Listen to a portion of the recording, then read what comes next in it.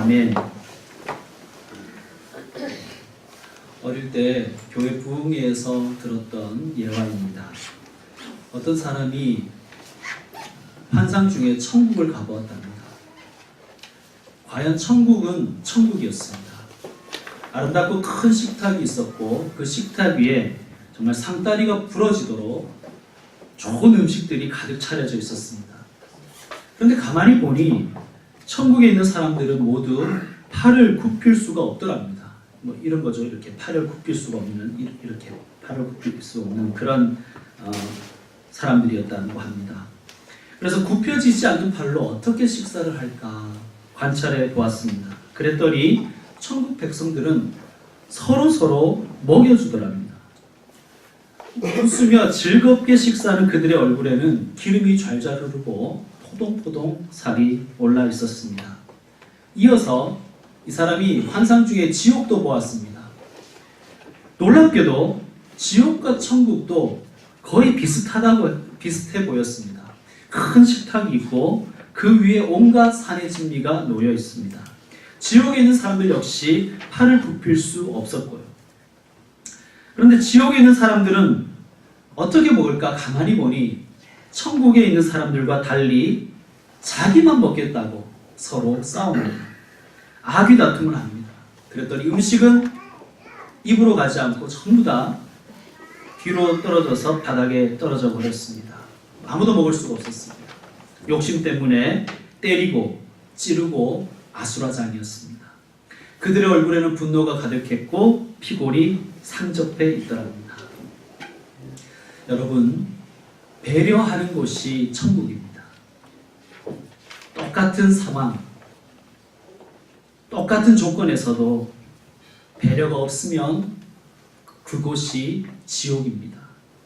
똑같은 상황과 조건에서도 남편과 아내가 서로 당신 괜찮아? 여보 힘내? 여보 사랑해? 라고 서로 격려해주면, 서로 배려해주면 가정이 천국입니다.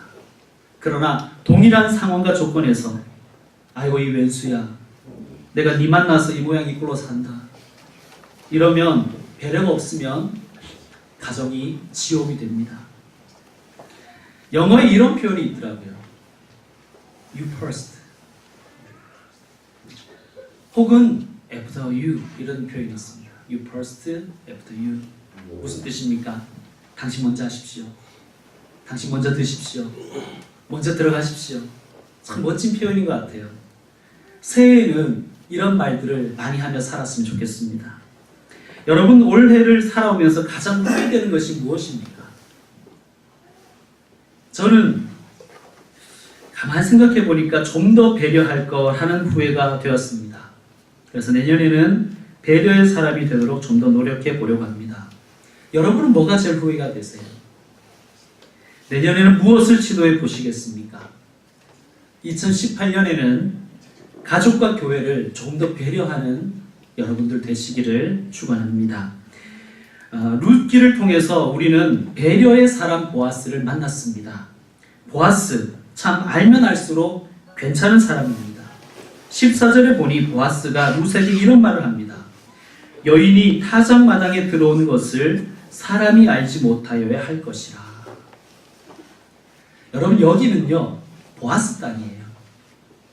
그러니까 이렇게 말해도 됩니다.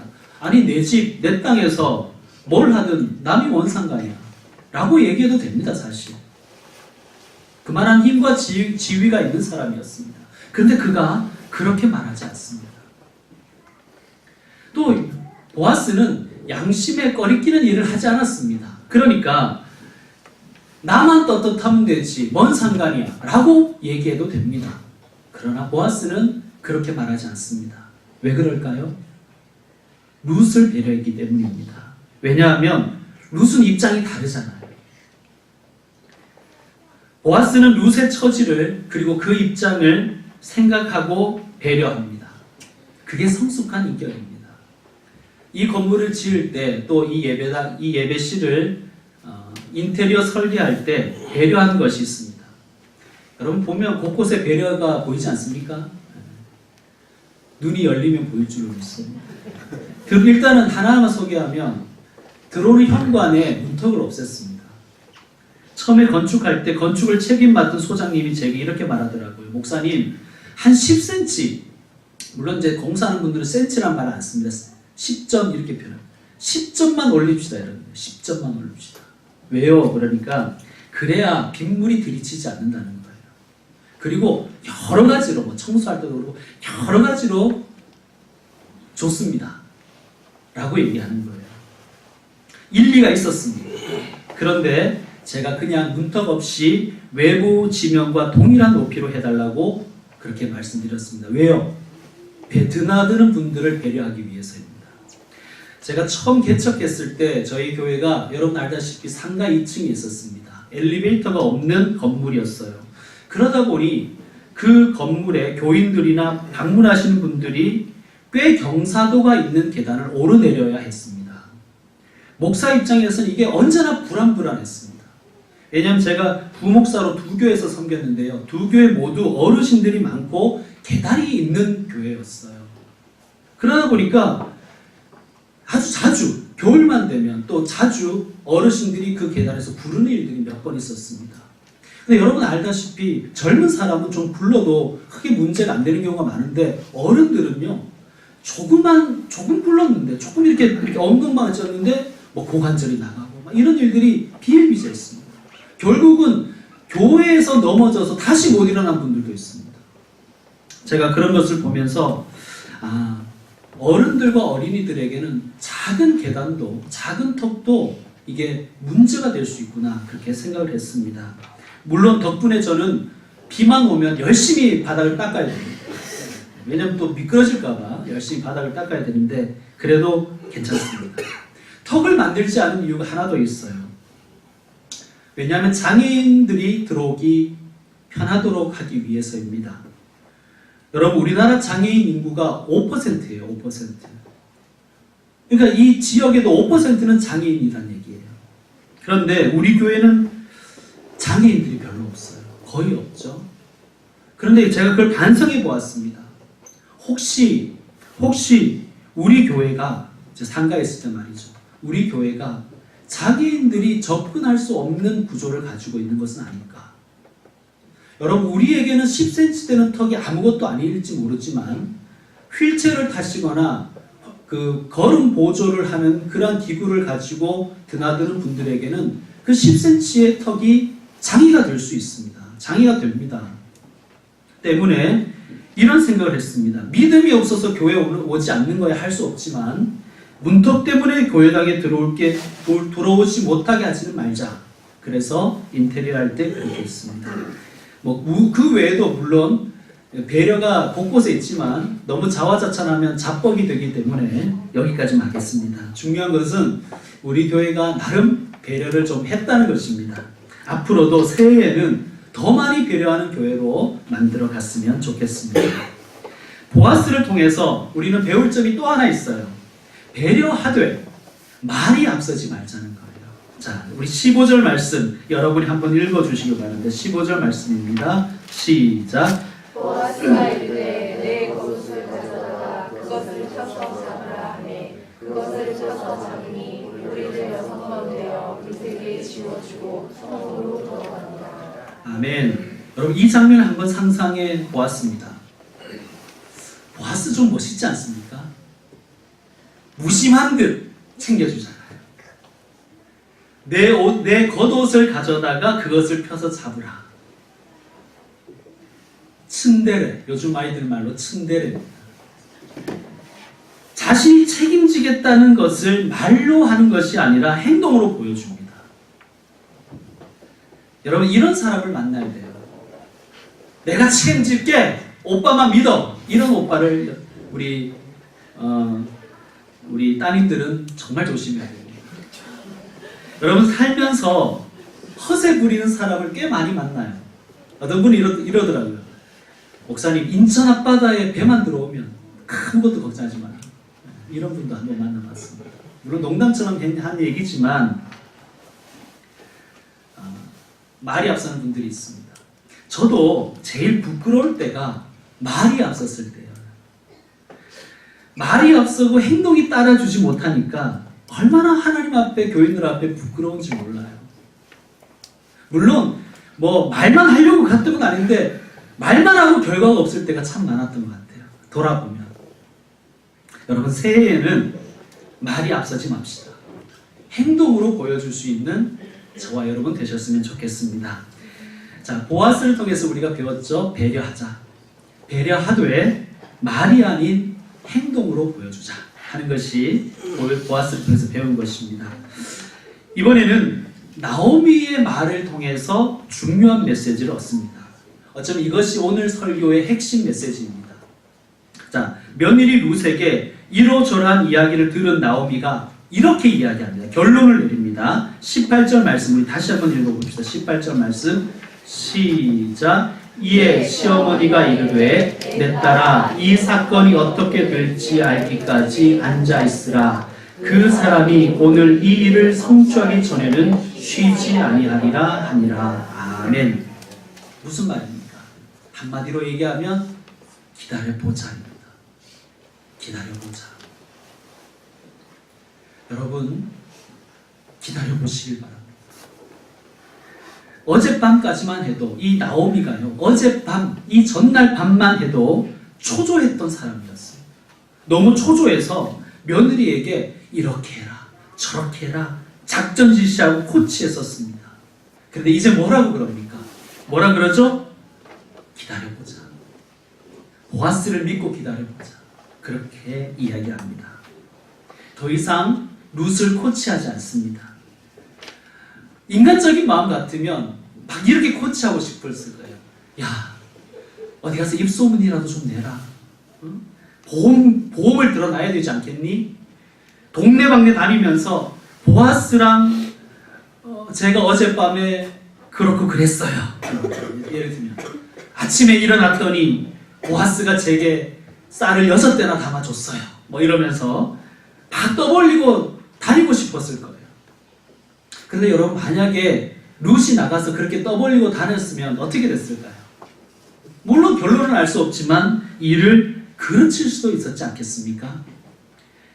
또 나오미 입장에서는 얘야, 사람들한테 얘기는 안 하더라도 아침에 그 보아스를 한 번 더 찾아가야 되지 않겠니? 가서 좀 확답을 좀 받아봐라. 그 사람을 만나봤냐고, 그 사람이 뭐라 그러더냐고, 앞으로 당신은 어떻게 할 것이냐고 그렇게 한번 좀 물어봐라. 그렇게 해보고 싶었을 것입니다. 여러분, 그런데요, 이렇게 닥달하고 채근하면 어떻게 되었겠습니까? 물론 결론은 알 수 없지만 어쩌면 보아스의 마음을 상하게 할 수도 있었을 것입니다. 우리가 그렇잖아요. 공부 좀 하려고 하면 꼭 부모님이 그러잖아요. 왜 공부 안 하냐. 그렇죠? 그래서 우리가 안 한 것이고 서울대를 안 간 거 아니에요. 그 말만 안 했으면 다 서울대 가 있었을 텐데 왜 공부 안 하냐 그래가지고. 우리가 그런 거예요. 원래 하려고 했는데 자꾸 닥달하고 채근하면 하기 싫은 것 아닙니까? 원래 방도 깨끗하게 잘 치우려고 했는데 치우려고 마음만 먹으면 엄마가 그러는 거예요. 왜 방 안 치우냐고. 그래서 안 치우는 것이잖아요. 우리가 그렇습니다.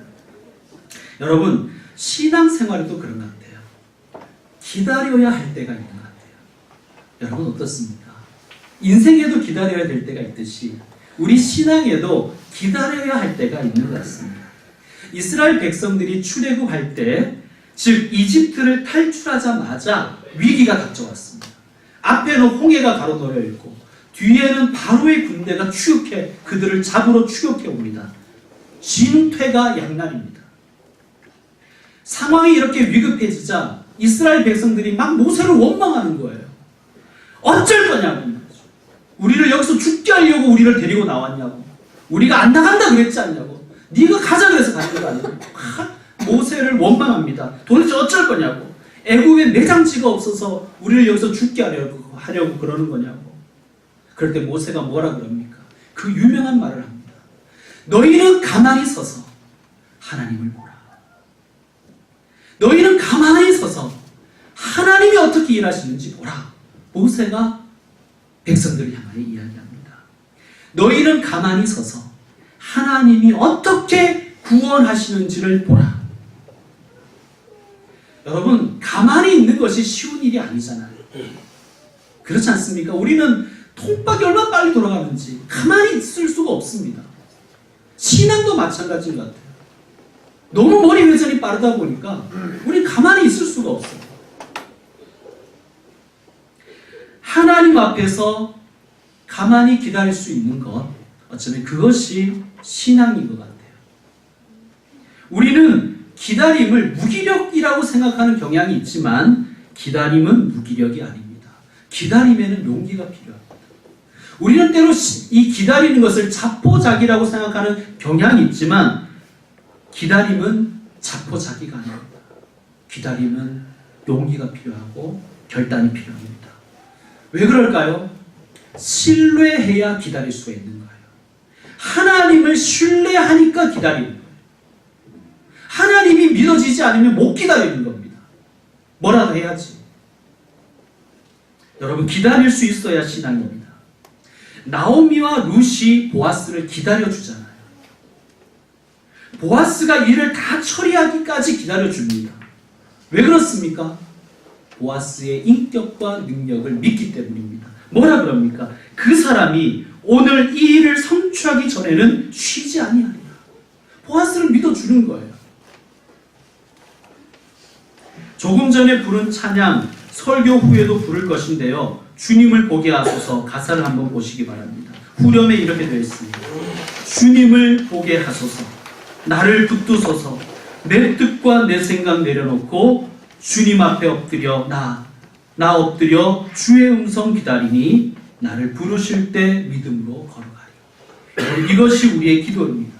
정말 이렇게 신앙생활하고 싶습니다. 주님을 보게 하여 주옵소서. 주의 음성을 기다리게 하여 주옵소서. 정말 제 기도의 제목이고 여러분의 기도의 제목인 줄 믿습니다. 나를 부르실 때까지 기다릴 수 있게 해주십시오. 여러분, 자녀에 대해서도 마찬가지인 것 같아요. 하나님이 여러분의 자녀를 부르실 때가 있어요. 그때까지는 참고 기다려줘야 됩니다. 넌 안 돼. 넌 싹수가 노란 것 같아. 그러지 마시오.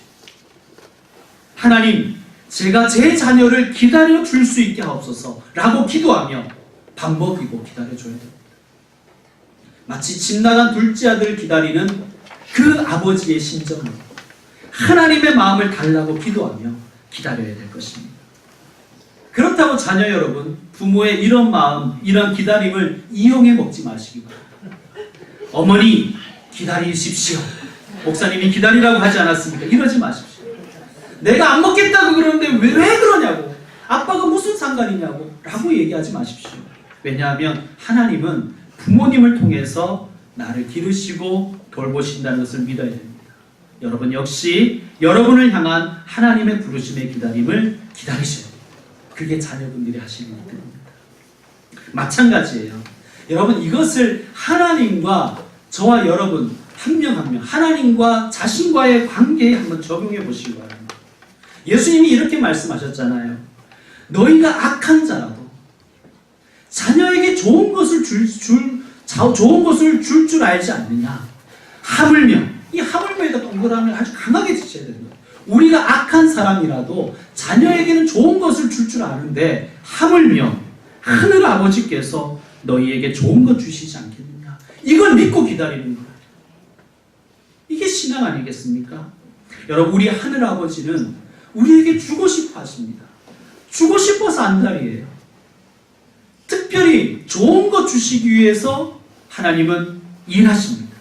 하나님은 오늘도 우리에게 좋은 것 주시고 싶어서 마음이 뜨거우십니다. 그리고 쉬지 않으십니다. 하나님은 여러분의 사정을 아시고 여러분의 기도를 잊지 않으셨습니다. 그러니 기다리십시오. 하나님의 때를 기다리십시오. 하나님의 성품과 하나님의 능력을 믿는다면 기다릴 수 있는 거예요. 하나님의 때가 있습니다. 심은 대로 거두는 거예요. 그런데 중요한 것은요, 심은 대로 거두는데 기다림이 필요합니다. 쌀농사를 100일 농사를 그러잖아요. 100일을 기다려야 돼요. 가서 당겨보고 자꾸 뿌리가 제대로 났나 열어보고 그러면 안 되는 거예요. 기다려야 됩니다. 요즘에 성장 촉진제를 먹거나 주사한 그러한 식품을 위험하다 그러잖아요. 성장 촉진제로 키운 고기, 성장 촉진제를 넣어서 키운 닭, 성장 촉진제 넣어서 기른 그런 채소나 과일들, 이런 것들 지금 위험하다 그러잖아요. 먹지 말라 그러잖아요. 여러분, 기다림이 없는 것은 위험한 거예요. 가끔 가다가 그 김치를 이렇게 사보면 싱싱한데 너무 오랫동안 싱싱한 것도 있어요. 그리고 이게 분명히 아직 맛이 들 때가 아닌 것 같은 맛이 든 김치들이 있어요. 속성으로 숙성시킨 것이죠. 그런 김치가 위험한 거예요, 사실.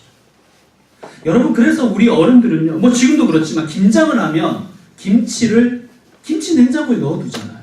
그리고 시골에 가면요, 땅을 파고 땅에 묻어둡니다. 왜 그렇습니까? 빨리 익지 못하게 하는 거예요. 기다려야 되는 거예요. 맛이 들려면 기다려야 되는 거예요. 우리 인생도 그렇고 우리의 신앙도 그렇습니다.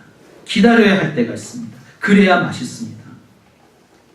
아이가 너무 빨리 나오는 것 위험하잖아요. 지금같이 이렇게 과학과 의학이 발달하는데도 빨리 나온 아이들이 위험에 처하잖아요. 최근의 사건들을 많이 보지 않습니까? 위험합니다.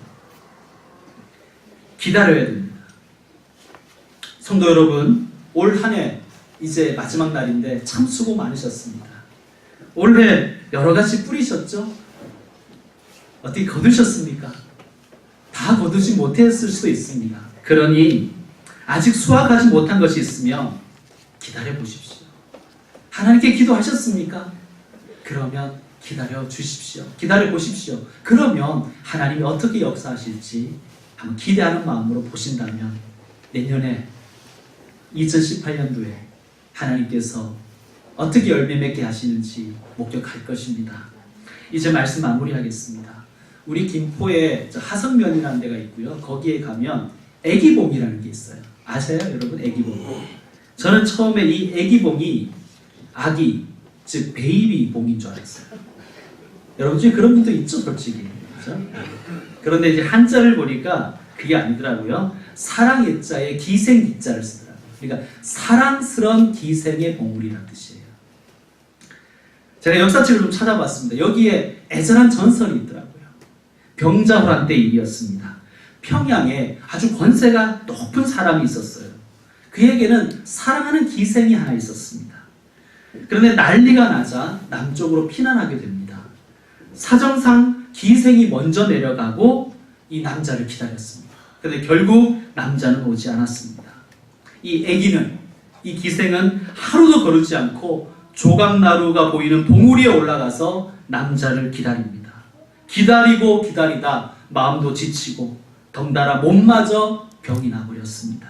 끝내 임은 오지 않았고 병이 깊어진 아기는 죽게 됩니다. 죽기 전에 이런 유언을 남겼다고 합니다. 저희가 죽으면 북쪽을 향하여 몸을 세워서 묻어주세요. 혹시 제가 누워있으면 우리 임 오시는 걸 못 볼까봐 그렇습니다. 그런 전설이 있더라고요. 여러분, 이 아기의 기다림은 헛된 기다림이었습니다. 그러나 하나님을 기다리는 우리의 기다림은 결코 헛되지가 않습니다. 아기의 임은 약속을 지키지 않았지만 우리 주님은 신실하셔서 내가 너와 함께 하리라, 내가 반드시 너를 도와주리라 하신 그 언약을 꼭 지키십니다. 우리는 하나님께 사랑받는 자녀입니다. 그렇기에 하나님 우리에게 가장 좋은 것을 가장 좋은 때에 가장 좋은 방법으로 주실 것입니다. 그리고 우리를 풍성하게 먹이시고 입히시고 채우신 것처럼 내년에도 인도하실 것입니다. 그러므로 하나님을 믿고 기다리십시오. 하나님의 때가 있습니다. 하나님의 방법이 있습니다. 하나님의 계획이 있습니다. 기다릴 수 있는 사람이 믿음의 사람입니다. 기도하겠습니다.